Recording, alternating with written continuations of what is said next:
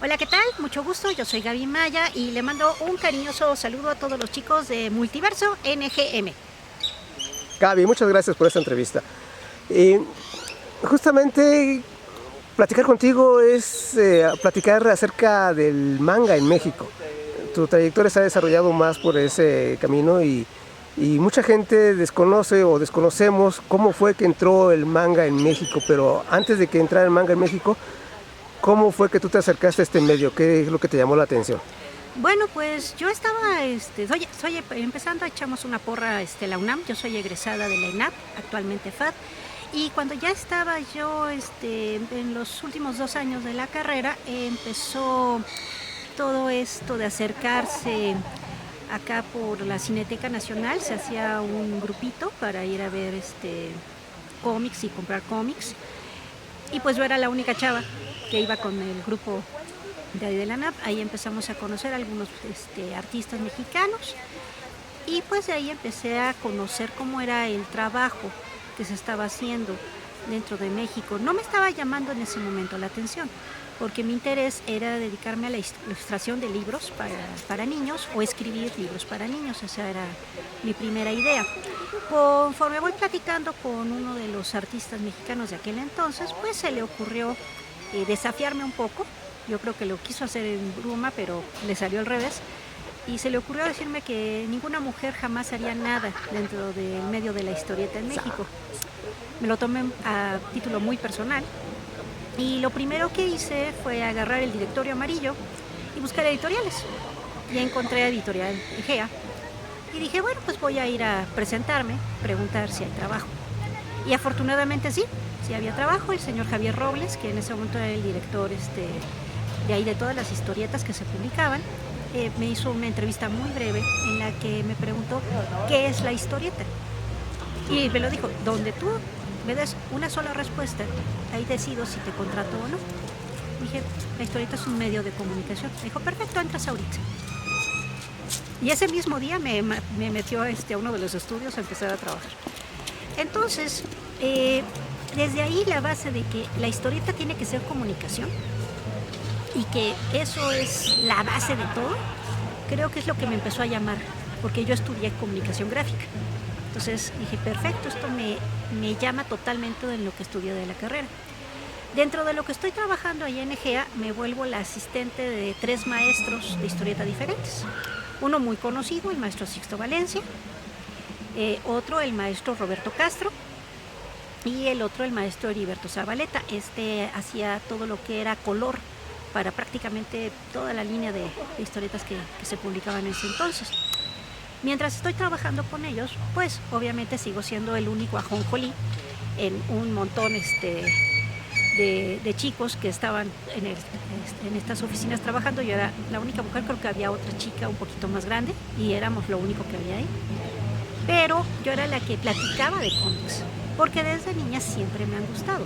Afortunadamente ser la hermana sándwich entre 2 chavos, si compraban Batman, El Hombre Araña, La Mujer Maravilla, Los Cuatro Fantásticos, Diabólico, bueno, Daredevil, coleccionábamos Avengers, coleccionábamos una cantidad de cómics increíbles. Mi familia siempre les ha gustado mucho la historieta.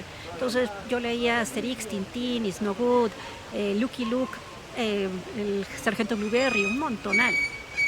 Entonces tenía yo mucho tema para hablar con ellos, lo cual también les sorprendía un poco porque pues, creo no habían conocido chavas que nos gustara activamente leer historietas. Pero habíamos muchísimas, esa es la realidad.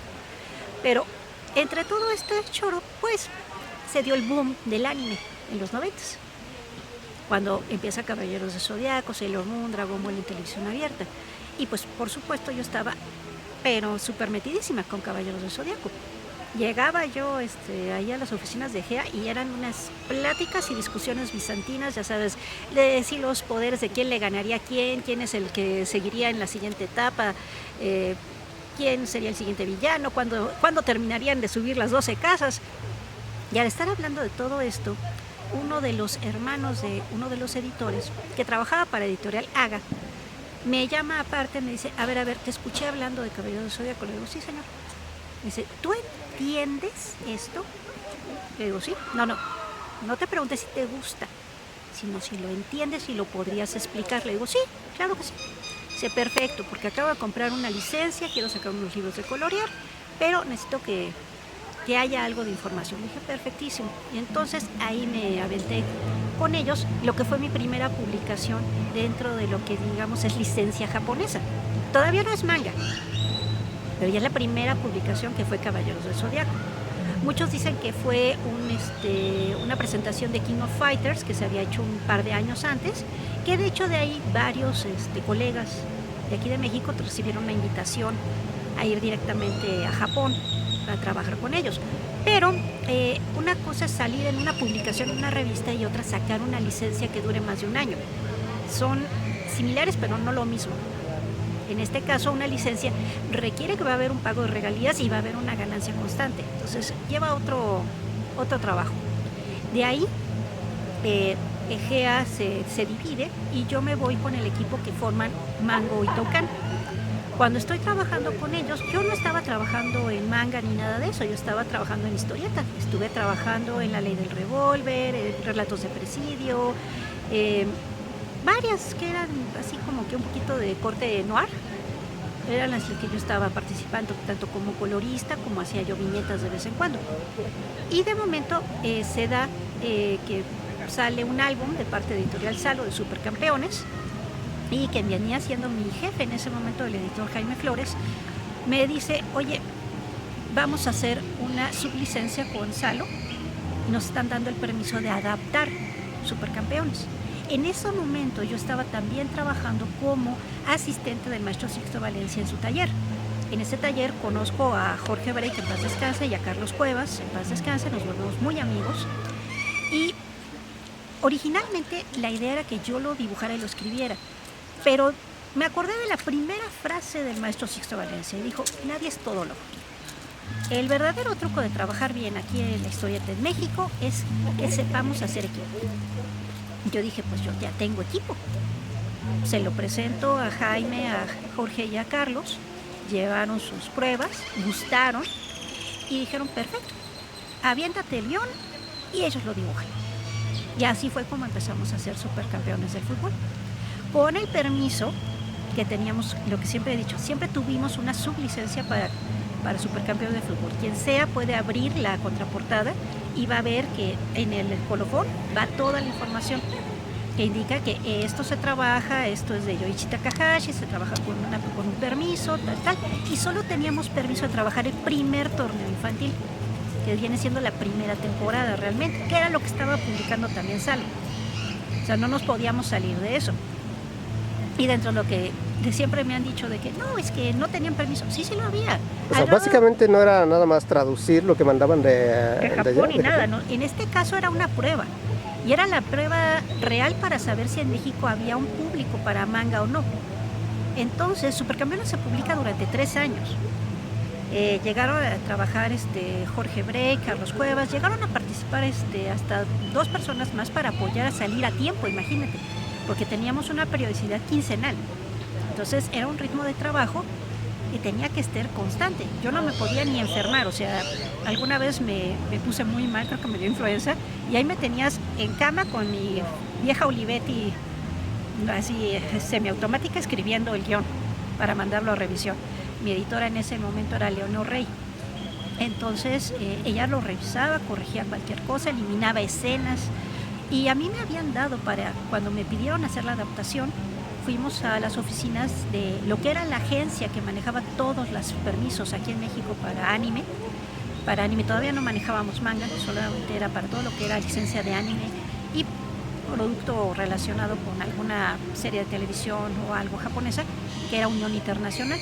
Y no me olvido que llegamos y me dieron una torre como de, ¿te gusta?, más de 20 VHS, donde venía todo el torneo infantil. Me decían, ahí está, no te puedes equivocar. Digo, no, para nada. Y era estar poniendo el VHS, ver de qué había ido el partido. Pero una cosa es ver el partido y otra es convertirlo a una historieta. Y que la historieta se sienta tan fluida como lo que vieron en televisión. Y ahí tenía mucho que ver Jorge Break.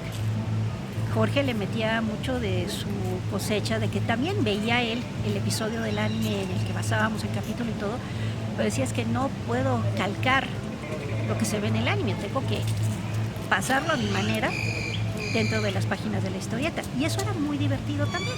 De momento Jorge empezó a salirse un poquito, digamos, del guión y empezó a meter cameos o cambiarle la ropa a los chicos. Le digo, perfectamente válido. Esto es una adaptación. No nos pidieron calcar el manga ni calcar el anime. Entonces, por su valor personal, digamos que por su mérito propio, Supercampeones del Fútbol logró llegar a una muy buena cantidad de fans. Originalmente salimos con la idea de hacer un megapóster que venían las tarjetas coleccionables con la biografía de los muchachos, algo que repetí de lo que yo había hecho con Caballeros del Zodiaco.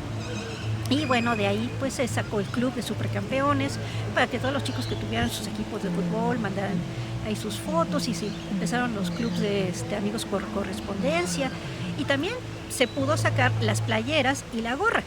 Si no hubiéramos tenido permiso, nada de eso se hace. Sí, venía la demanda. Exactamente, nada de eso se hubiera hecho. A raíz del éxito, porque sí fue un éxito lo que tuvo Supercampeones, terminamos nuestra licencia y ya no podíamos hacer nada más. Pero le gustó tanto bueno, así que directamente a Japón lo que estábamos haciendo, que llegó la oportunidad de traer ya una licencia de manga como tal. Entonces lo primero que nos ofreció Unión Internacional fue el anime cómic de Sailor Moon y la licencia para los libros de colorear de Dragon Ball. Y también la licencia para los libros de colorear de Sailor Moon. Entonces, como no quería yo acaparar todo, yo me enfoqué nada más al de Dragon Ball, que me encantaba, y el anime cómic de Sailor Moon.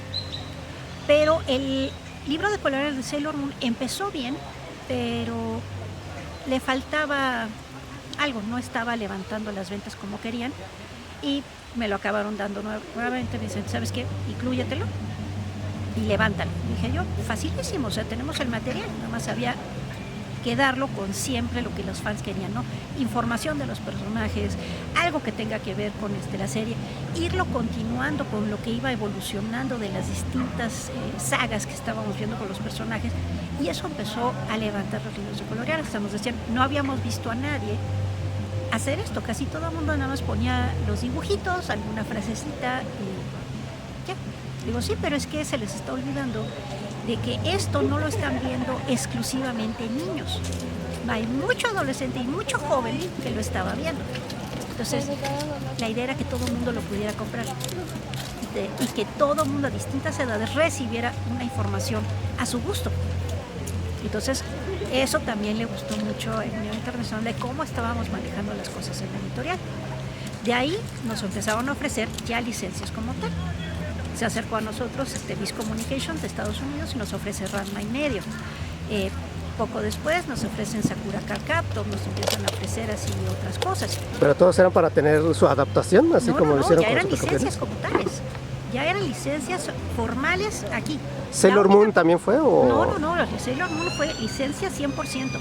Te digo, esa fue nuestra primera licencia. Ya no tuvo la adaptación como la de Nada, Supercampeones. ya nada que ver.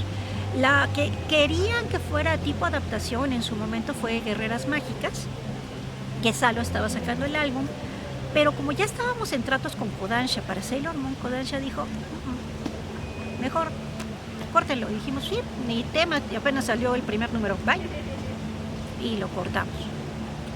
Entonces ese número se volvió de colección prácticamente. Pues el que lo logró conseguir, qué padre. Porque de hecho, una discusión que teníamos muy constantemente era si se tenía que mantener en blanco y negro, que era algo que yo favorecía. Les decía, nos va a salir más barato, va a ser mejor, o si se metía color. Les decía, es que si se mete color, el color se tiene que meter que parezca ser día de animación. Y el equipo de color, que en ese momento era digital, estaban empezando el trabajo de color digital, los hacíamos parir chayotes. Porque una cosa es meter una plasta simple y dejarlo así, y otra meter plasta y 2 o 3 sombras.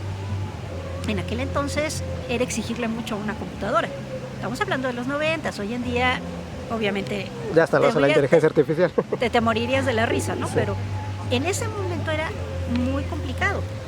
Entonces la idea era ahorrarle trabajo también a nuestros equipos de diseño. Y cuando llegó el manga, lo primero que hicimos fue revisar cómo íbamos a lograr que se viera bien la impresión en blanco y negro, porque nos advertían mucho los de Japón nos decían, es que hemos visto que se quema mucho la película cuando imprimen ustedes en América Latina. ¿Cómo podríamos corregir esto? Y eso vino de uno de los chicos que trabajaba ahí en la editorial. Este chico se llamaba Antonio, le decíamos Tonyman, que decidió que tenía que ser al 70% de negro. Y fue la solución perfecta. Siempre se veía bien, todas las impresiones quedaban preciosas. Y te digo, en un inicio yo también apoyé la idea de que se publicara en grapas, o sea, los tomos individuales. Esto imitando lo que ya hacían en Estados Unidos Dark Horse, Fantagraphics y Viz Communications. Y hasta el final de ver cómo habían funcionado bien en ventas las grapas, entonces ir pensando en los recopilados. Y durante mucho tiempo así fue como salieron. De hecho, uno de los títulos que se publicó entero y que se veía preciosísimo así simplemente en grapas fue Cardcaptor Sakura. Cuando lo terminamos estábamos apenas en pláticas de ver si se renovaba la licencia, porque esto es algo muy importante, las licencias tienen una vigencia muy corta, 1 año, 2 años máximo, y cada año se renueva o cada 2 años se renueva. Como vaya funcionando. Exactamente, porque también Japón es muy listo, o sea, ellos dicen, ¿sabes qué? Voy tanteando terreno. Si veo que la licencia está funcionando muy bien, te mando la renovación hasta 3 meses antes, ¿no? Para que vayamos haciendo nuestro papeleo con suficiente calma. Pero si yo veo que tus ventas son muy bajas, te doy la opción de, ¿sabes qué? Déjalo hasta ahí y pasamos a otra cosa. No se aboraza nada más porque sí. Exactamente, no dan un solo paso sin su sandalia. Pero también colaboraste o fuiste de las fundadoras de de revistas de manga, especializadas en manga, de las primeras que hubo en México, hecho, ¿no? sí, Si no es que la primera, no sé. Pues podríamos considerar que fue de las primeras, porque eso va a ser siempre un tema de debate cuando le preguntas a los otros equipos que también sacaron sus publicaciones, ¿no?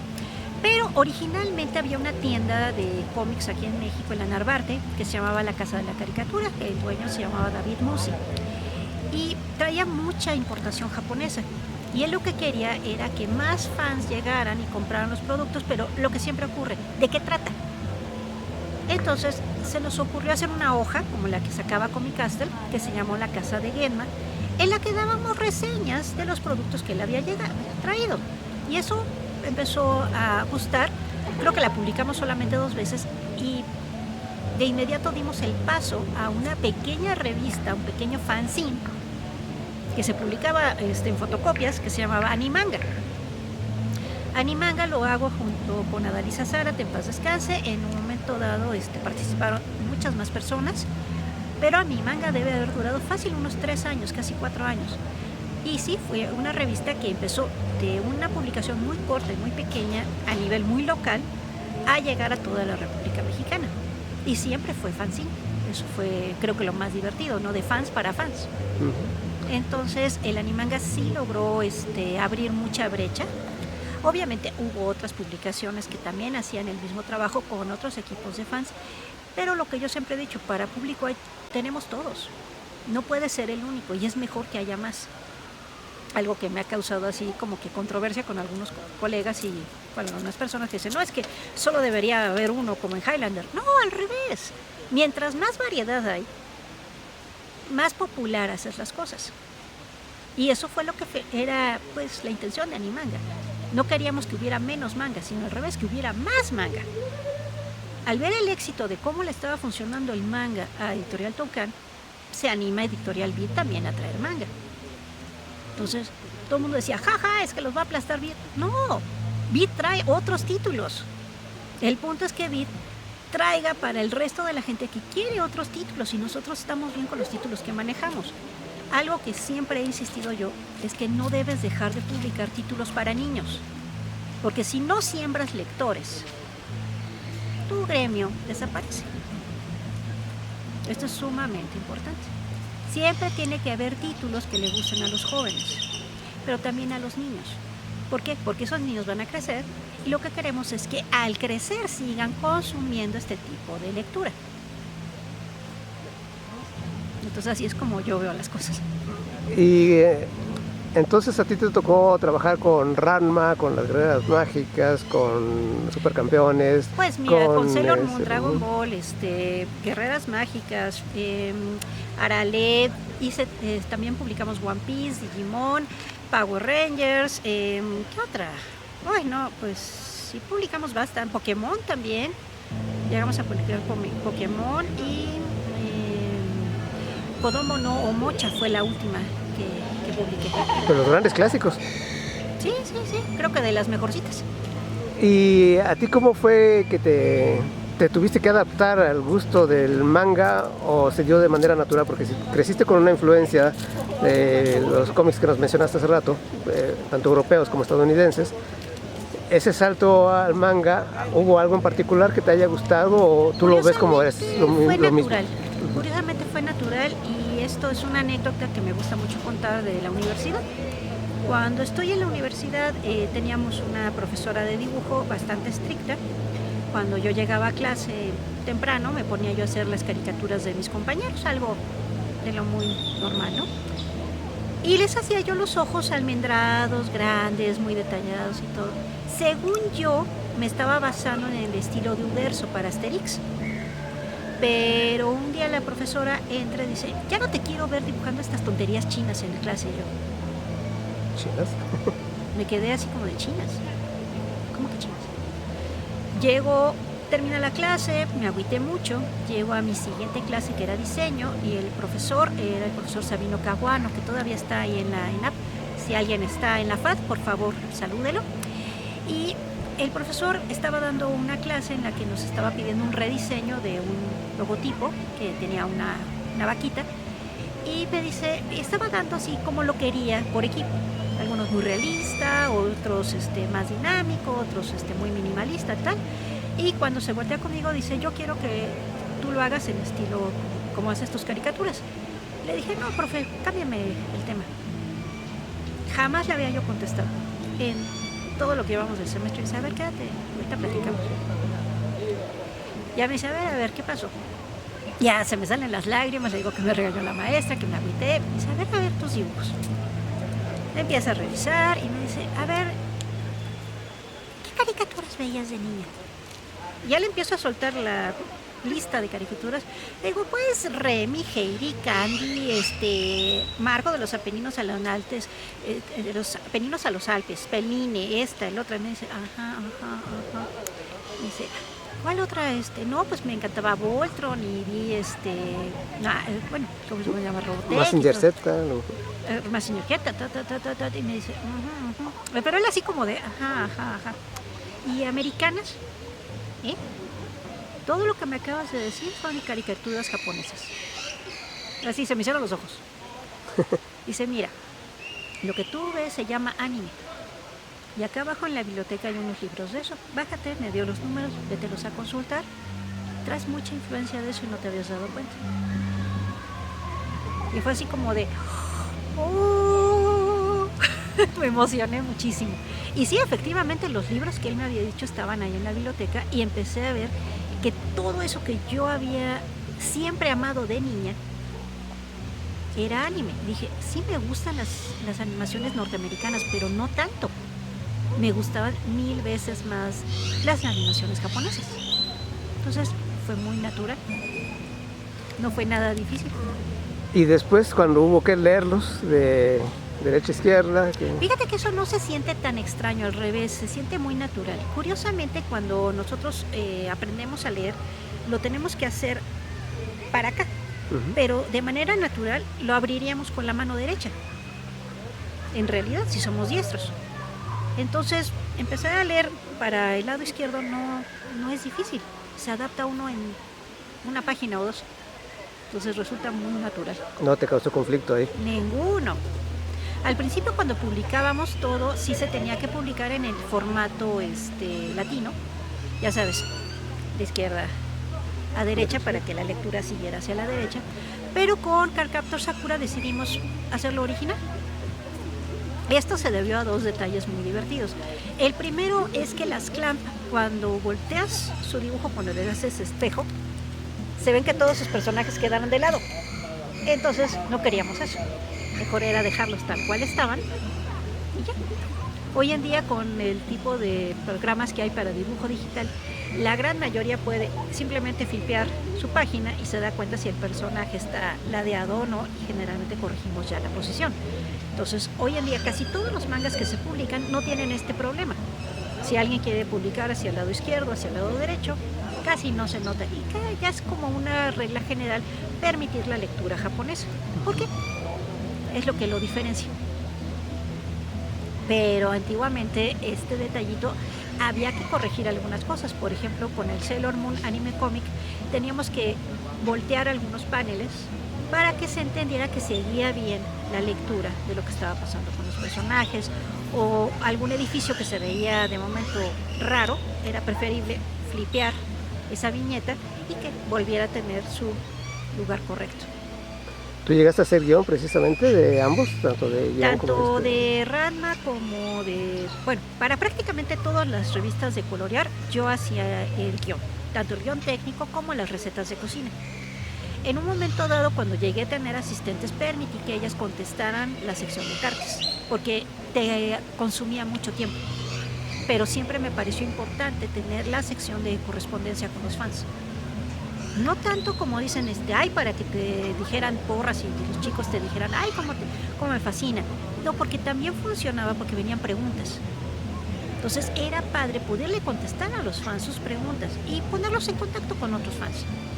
Era divertido ver esto. A mí me da ternura que muchos fans que me siguen hoy en día todavía traen sus apodos de cuando les gustaba Supercampeones. Entonces me hace muy tierno eso. Sí, pues formó parte de una etapa importante de su vida y lo asumen como tal. Sí, en su momento. También en su momento la editorial trató de sacar una especie de revista recopilatoria con productos mexicanos, con proyectos mexicanos en los que participamos chicos que estábamos en la editorial. La idea era que fueran 4 historietas diferentes de diferentes temas. Realmente no lo estábamos dividiendo ni por shoujo, ni shonen, ni nada, simplemente eran 4 historias diferentes dirigidas a público totalmente diferente, y al final venía una hoja de votación y un teléfono. Entonces decíamos, ok, pueden llamar, te dan un botonazo y pues se va el conmutador marcando cuántos votaron por determinada historia. Ahí fue cuando en su momento se publicó la revista de Idol, que la dibujante era Dalisa Zárate, y le ayudábamos en el guión, bueno, en mi caso guión, trazo, corrección de estilo, entintado y guía de color, pues yo, y teníamos a Tomiko Miyamoto y a Yoshiki Kiyota que nos ayudaban con todo lo demás. ¿Japonesas? Sí, también colaboraban con ustedes. Efectivamente, o sea, nuestros traductores eran japoneses para lo que era japonés. Entonces, yo hacía ellos entregaban la traducción al español, pero lo tenías que adaptar todavía un poquito más para que sonara local, lo que llamamos localización ahora. Entonces siempre poníamos traducción, Yoshiki Kiyota, adaptación al español, Gabriela Maya. ¿Por qué? Porque la traducción es una cosa, pero puede quedar muy seca o muy técnica. Luego no hay como coherencia cuando dices qué quiso decir aquí. No, es que sí queda muy textual, pero le falta un poquito más de coloquial. Entonces ahí entra el adaptador. Cuando fue Supercampeones, yo hice toda la adaptación de lo que veía eran mis guión, mis diálogos, todo. Lo mismo con Ranma y Medio. Yo era la traductora. Para Digimon también fui la traductora. Para Pokémon, creo que en Pokémon Magical Journey yo fui la traductora también, y creo que para Pokémon Red también. Y en la revista donde había que votar, se me figura un poco como tal vez que era la Shonen Jump mexicana. Esa idea la quería yo copiar un poquito de la Shonen Jump y ver cómo iba a funcionar. Lo que no le gustó a los otros chicos que trabajaban en la revista, que hacían sus historias más tipo Marvel, fue que la historia que era shoujo, que era Idol, fue la que ganó. Y hasta pensaban que habíamos hecho chanchullo. En aquel entonces no había redes sociales, no había chanchullo. La gente votó porque algo que le gustó un poco más. Y sí, pues durante un año se publicó Idol y los últimos 3 números se hicieron en blanco y negro para que se viera muy manga. Creo que estuvo muy bien en su momento, fue un buen proyecto, fue un buen experimento también. ¿Podría decirse que eso era también como que los inicios de lo que se le llamaba el Meximanga? Fueron los inicios del Meximanga, exactamente. Jorge Brecht, al terminar Supercampeones, pues obviamente empezó con su proyecto de Meteorix. Y a los muchos años después de Meteorix, pues sacó Crónicas de Fátima. Yo siempre he dicho que aquí en México lo que tenemos en realidad es manga con chile piquín. La verdad. O sea, si al sushi le ponemos soya con chile serrano.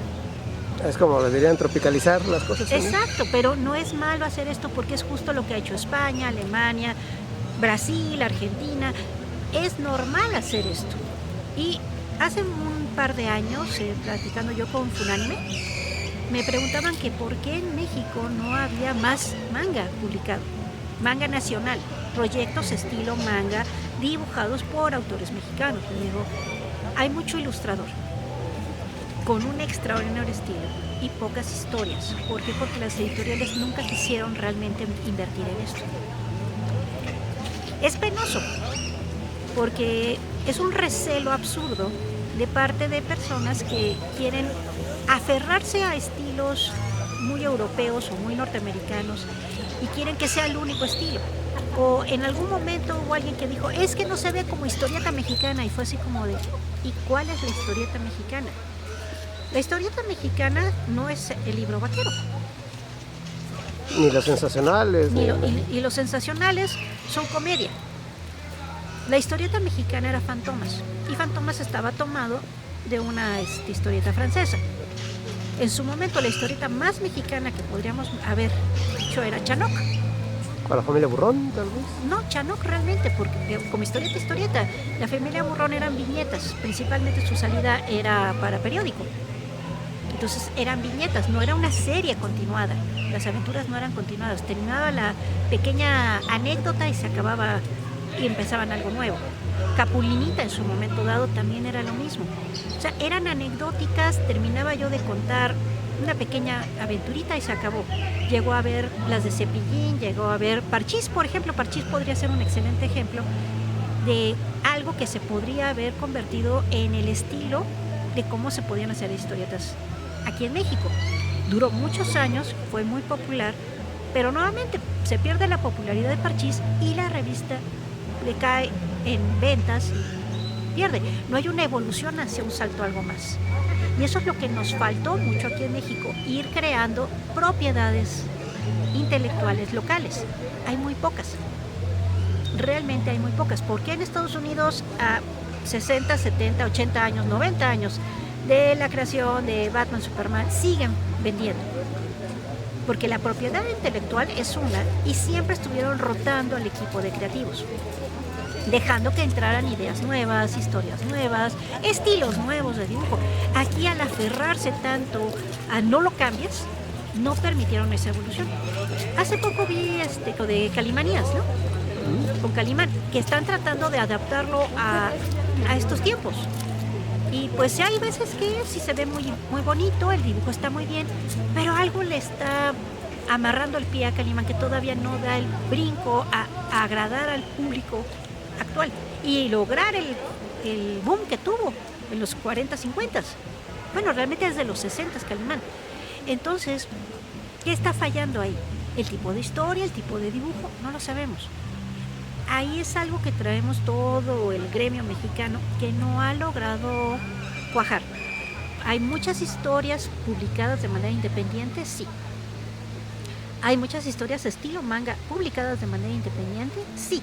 Tanto digital como impresas. Tanto digital como impresas. Y algunas empiezan a lograr destacar. Yo marco mucho el trabajo de Familia Usaka, que es una pequeña editorial en Puebla, que ya ha logrado que algunos de sus títulos se publiquen en Alemania y se publiquen en Estados Unidos. Ese es el punto real, no que todo el mundo dibuje como el autor, bueno, en este caso autora, Lara Yokoshima, de ese título en particular. No, el punto es que hagan historias que sean tan entretenidas que editoriales fuera del país las quieran publicar también. Eso para mí son los pasos a los que tenemos que llegar. Ir hacia un público, tal vez no necesariamente vas a ser el mejor escritor de historias de terror, pero ¿qué crees? A lo mejor eres un extraordinario escritor de historias de sustitos. Y resulta que tu público no van a ser los grandes intelectuales de 40 y 50 años, van a ser los niños de 10 a 15 que les encanta una historia así. ¡Ay! Pegué un brinquito, qué diversión. Y resulta que ahí estuvo tu nicho. Yo constantemente cuando doy talleres de historia del manga y talleres de creación de manga, lo que les digo a los chicos, tienes que hablar de lo que conoces. Tú no puedes hacer una historia en el Monte Fuji porque jamás has estado en el Monte Fuji. Pero puedes escribirme una historia de la Jusco, o de la Marquesa, o de cualquier, o del Cerro de la Silla, o del Cerro de la Estrella, de donde tú quieras. Hace poquito compartí una publicación de el siguiente concurso que está manejando Kodansha para manga internacional. Y una página que pusieron ellos es, queremos pedirle a nuestros invitados, artistas extranjeros, que por favor nos hablen de lo que sucede en sus países, porque nosotros ya sabemos qué pasa en Japón. Mucha gente se enojó en los comentarios, pero esa es la realidad. Los mangas internacionales que entran a estos concursos, los que ganan, son aquellos que hablan de las cosas locales. Hace un par de años ganó un chico que mucha gente se sacó de onda, porque era un chavo en patineta en las favelas. Fue extraordinario, ¿por qué? Porque estaba hablando de algo que conocía totalmente ese chico y se sentía real y te podías identificar de veras. El gran secreto del manga es que tú te identificas con los personajes. No te identificas con Goku porque Goku sea superpoderoso. Te identificas con Goku, el Goku travieso cuando es niño, que es medio sacado de onda porque no conoce las cosas. Dices, sí me he sentido yo así. Cuando es más grande y adolescente, dices, sí, pues también me siento así como de que no sé qué onda con las chavas. Cuando sale el con Milk. Y ya de padre dices, sí, no, pues ninguno sabemos cómo ser papá, no traemos el manual. Ahí vamos aprendiendo y metiendo la pata en el camino. Entonces, esa parte en la que tú te identificas con los personajes de manga de manera tan natural es lo que tenemos que transmitir cuando creamos a nuestro personaje. Nuestro personaje puede ser, sí, el mejor ninja, si quieres, estudió para ser un shinobi azteca. Se vale. Seguro los aztecas tenían espías. Pero ¿qué crees? Eso es una de sus motivaciones. ¿Cuál es la contraparte? Ah, no, pues que le tiene terror a su mujer. O sabes que su mayor miedo es que no quiere que nadie se entere que no soporta el chile. Qué vergüenza para su gremio. Entonces, esos pequeños contrastes que les puedes meter a los personajes que lo son los que más van a hacer que tú te identifiques con ellos. Todos, ahorita no sé si ya se dieron la oportunidad de ver el Batman Azteca. Estuvo buena, sí fue buena, la verdad. Yo leí muchos comentarios de que no le llega. Hermanos, se hizo aquí en México con equipo de animación aquí en México. Creo que sí tiene un buen nivel de calidad y sí está a la par de cualquiera de las historias que normalmente conocemos de Batman. Está bien y es una adaptación, no es Bruno Díaz, no es el Batman ninja, que es Bruno Díaz enviado al mundo de Japón y que claramente lo dice, ni siquiera estoy en Ciudad Gótica, estoy en un universo alterno donde todo es Japón. Esto no es, esto es aquí que hubiera pasado con un personaje que hubiera tenido estas oportunidades al estilo Batman. Y ahí estuvo sumamente bien trabajado. En esa parte de la historia, 10 de 10. Que la animación podía haber recibido más presupuesto, todo, sí, tal vez. Todo es perfectible. Pero en este mundo tenemos lo que tenemos y con lo que tenemos hay que disfrutarlo. Pero, curiosamente, si la ves, la historia está muy buena. Es lo que siempre les digo. Tú ves el dibujo de Attack on Titan, del manga. No es genial. La anatomía se le va cuatrapeando al dibujante a cada rato, pero la historia es buenísima. Y una de las reglas que tiene el manga es que lo primero que debe hacer es entretenerte. Casi no les importa a los editores el aspecto anatómico que sea perfecto.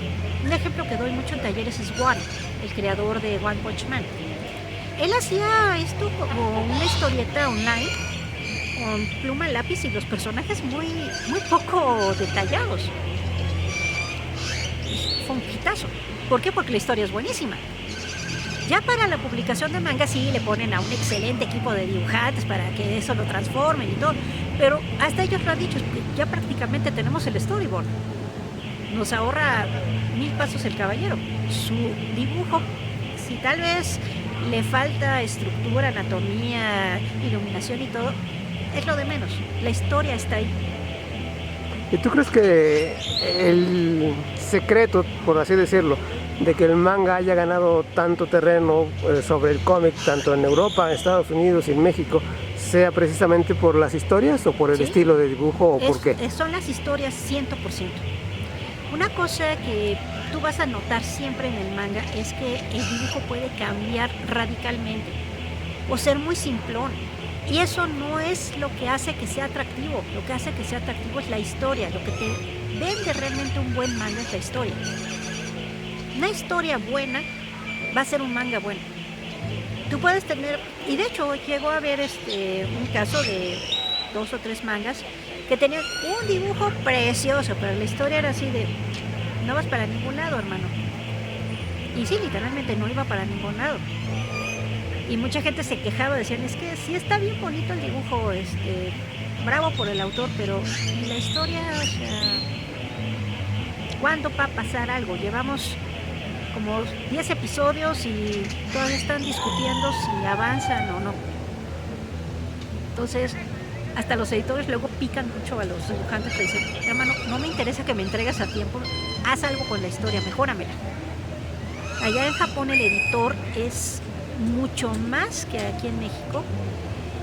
Es alguien que está pegado al lado del dibujante, constantemente revisando no solamente que entregue las entregas a tiempo, sino también que la historia fluya bien, que si el autor se tiene que, digamos, llenar de información porque quiere tocar un tema muy particular, reciba esa información y pueda realmente dejarla en las páginas, que la pueda dejar que sea digerible para los lectores, porque también si te vuelves demasiado técnico, pues vas a aburrir a tus lectores. De manga hay historia del tema que te guste. ¿Quieres de cocina? Hay de pasteleros, panaderos, está Food Wars, está de gente que solamente quiere cocinar para sentirse bien, está de grupo de amigas que vamos a cocinar entre nosotras porque queríamos un club para pasar el rato y acabamos teniendo un club culinario divertidísimo. Hay un manga de plantas suculentas que me encanta, porque me gusta tener mis plantas suculentas y dije, sería el colmo de que hubiera un manga de... Y en ese momento me pone la página ProShoyo España, acaba de salir un manga de plantas suculentas. ¿Quién lo hubiera visto venir? Y yo. Y ahí venía, ¿cómo cuidar a tu suculenta? Que sea muy feliz, esta suculenta necesita más agua. Y yo así de, qué buenos tips. Entonces, no tienen que ser mangas de el príncipe demoníaco que se volvió superpoderoso. No, pueden ser. ¿Y si el príncipe demoníaco se tomó unas vacaciones? Hay uno muy bobo, pero es muy divertido, de el clásico vampiro que se quiere comer al joven de sangre pura. Sí, pero pues primero necesita dinero porque vive en la época moderna y pues, ¿qué crees? Ya ser vampiro no da lana. Entonces tiene que limpiar baños para tener dinero y estar cerca de su posible presa antes de que se lo gane la novia. Entonces, los temas pueden ser tan variados como lo que tú quieras narrar. No hay un solo estilo. Cuando yo doy mi taller, les digo que los mangas tienen una fórmula muy básica, muy similar a los hotcakes. Todo el mundo hacemos hotcakes, todos sabemos la receta del hotcake. Una taza de harina, 3/4 de leche, un huevo, una cucharada de mantequilla. Pero a nadie nos salen igual y a nadie nos saben igual. No te saben igual los hotcakes de IHOP que en el Vips, que en el Sanborns, que en tu casa. No saben igual los hotcakes que preparas tú, que los que prepara uno de tus amigos, que los que prepara una de tus amistades. Siempre cambian, pero la receta es la misma. ¿Por qué cambia el sabor? ¿Por qué cambia todo eso? Eso es lo que tú le aportas. El sazón que tiene cada... Exactamente. Entonces, aunque la receta para los mangas es prácticamente la misma, y esto no cambia porque de hecho la Shonen Jump tiene 8 puntos marcados de cómo debe ser un manga shonen, y literalmente ningún manga shonen se sale de ahí y ninguno sabe igual. ¿Por qué? Porque nuevamente solo tú vas a poder contar una historia que tú quieras contar con tu sabor personal. A lo mejor quieres contar la historia de una ardillita que se te subió a la pierna porque le diste una almendra y ya no tenías más almendras. Y después resulta que será una ardilla mágica que si le hubieras dado otra almendra, te hubiera dado un deseo, pero como no se la diste, te va a estar fastidiando hasta que le des la almendra que faltó. Y perdiste tu oportunidad. Exactamente. O, por ejemplo, tiene enemigos, un cuervo, etcétera. Entonces, ahorita, solo del ratito que estuvimos platicando, ya tuvimos una historia. Y la dejo en un punto interesante en el que ya no voy a seguir platicando de ella, porque eso te va a hacer querer seguir leyendo esa historia. Vas a querer seguir pasando la página. Y ese es el gran secreto de cómo se lee un manga. El manga está diseñado para que cada 3 páginas tú te mueras por pasar la página y seguir sabiendo qué está pasando. Y tiene que terminar en un punto en el que te mueras por saber qué sigue. Entonces, esa forma de narración es la que tenemos que crear aquí. Podemos tener una muy buena historia, pero nosotros tenemos que saber si ya con 4 páginas, 6 páginas conté mi historia y ya no tengo nada más que decir. ¿O qué crees? Todavía tengo mucho más que contar, pero te voy a ir soltando esta información de forma que tú quieras seguirla leyendo. Necesitamos ahora sí que mejorar nuestra narrativa, hacerla muy atractiva y sobre todo ver la manera en la que podamos enganchar más a nuestros lectores. Eso es lo que nos ayudaría mucho a que Ya para el cómic en general, porque no nada más para el manga, quien haga manga, meximanga, ¿no? Exactamente, pero estamos hablando solo de aquí de manera local. Ya Estados Unidos tiene muy bien hecha su fórmula también y a ellos les funciona perfecto. Entonces, de hecho, hay autores que han ido copiando cositas del manga. A mí me da mucha risa porque las últimas 3 películas que vi de Marvel, de momento dije, Marvel copiándole al anime. Ya le estoy metiendo intereses y emociones a los personajes, ya no soy exclusivamente el héroe y ya. Pero eso ya lo tenía Marvel desde siempre, como que de momento se les empezó a olvidar. Porque era maravilloso, y sigue siendo maravilloso el Hombre Araña. No es porque sea el Hombre Araña, es porque Peter Parker tiene un montón de problemas. Con los que se identifica la gente común. Y nos identificamos todos con Peter. ¿Por qué de momento el Iron Man que saca Robert Downey Jr. se volvió tan maravilloso? Pues porque no era este ricachón prepotente, sino, sí, es un ricachón prepotente, pero ¿qué crees? Está bien madreado por dentro el muchacho, pobrecito, listo un apapacho. Es más, yo se lo doy. Entonces, eso es lo que te decía, que tu personaje debe tener algo que conecte.